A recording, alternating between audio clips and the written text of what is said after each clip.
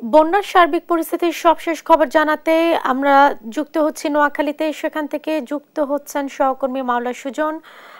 সুজন, বন্যার পানি কি কমতে শুরু করেছে কিনা, কি তথ্য রয়েছে আপনার কাছে?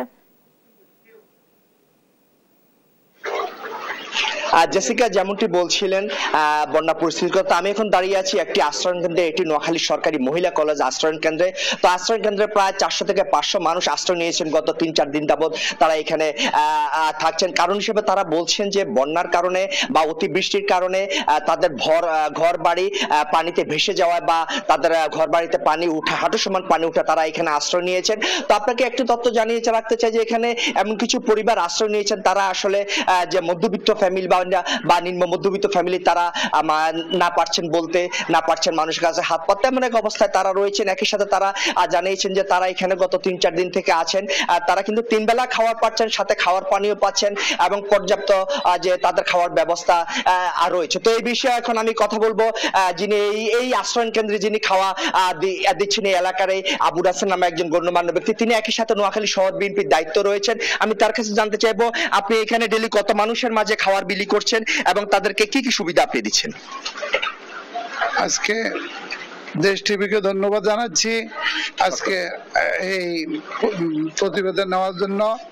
আমরা এখানে নোয়াখালী সরকারি মহিলা কলেজ কেন্দ্রে এখানে প্রায় 500 বানবাসী মানুষ আছে এবং যাদের ঘরে হাঁটু পরিমাণ পানি উঠে গেছে তারা এখানে আশ্রয় নিয়েছে। এখানে মধ্যবিত্ত পরিবার থেকে নিম্নবিত্ত পরিবার পর্যন্ত এখানে আশ্রয় নিয়েছে। শুধু যাদের আর এর বাইরেও নোয়াখালীর শতাব্দীতম বন্যা নোয়াখালীবাসী পানিতে ভাসছে।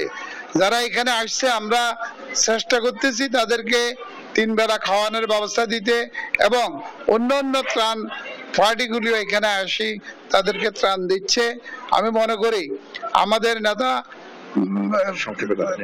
তারেক রহমানের নির্দেশে এবং আমাদের এই অঞ্চলের এমপি মোহাম্মদ শাহজাহানের নির্দেশে আমাদের কর্মীরা সব আশ্রয়গুলিতে কার্যক্রম চলমান রেখেছে। সবাই যার যতটুকু আছে সবাই সাহায্য করে চলছে এবং এখানকার মানুষগুলি ভালো আছে এবং ভালো মতো এরা সবকিছু পাচ্ছে।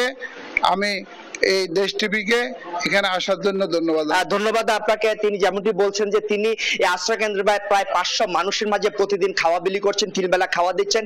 একই সাথে মানুষের মাঝে যে পানি, খাওয়ার পানি তিনি তা বিতরণ করছেন। তো জেসিকা, আপনাকে আরেকটি তথ্য জানিয়ে রাখতে চাই। জেলা প্রশাসন সূত্রে যেটি জানতে পেরেছি, নোয়াখালীতে মোট 826টি আশ্রয় কেন্দ্রে এ পর্যন্ত প্রায় 1.5 লক্ষেরও বেশি বানবাসী মানুষ আশ্রয় নিয়েছে। তো এইসব আশ্রয় কেন্দ্রের মানুষের মাঝে বাংলাদেশ সেনাবাহিনী সহ বিভিন্ন সামাজিক, সাংস্কৃতিক, রাজনৈতিক সংগঠন সহ বাংলাদেশ রেড ক্রিসেন্ট, বিএনসি সহ বিভিন্ন সংগঠন তাদের জন্য দিন রাত নিরসভাবে পরিশ্রম করে যাচ্ছে।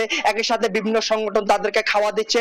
তবে কিছু কিছু আশ্রয় কেন্দ্রে বানবাসী মানুষ অভিযোগ করে বলেছেন যে ইতিমধ্যে তারা কিছুটা বিশেষ করে খাওয়ার পানির সংকটে ভুগছেন। একই সাথে কিছুটা তাদের যে পানিবাহিত রোগ সেগুলা দেখা দিয়েছে। তো এই বিষয়ে আমার সাথে কথা হয়েছে জেলা সিভিল সার্জন কার্যালয়ের সাথে। তারা জানিয়েছেন যে 88টি মেডিকেল টিম গঠন করা হয়েছে ইতিমধ্যে।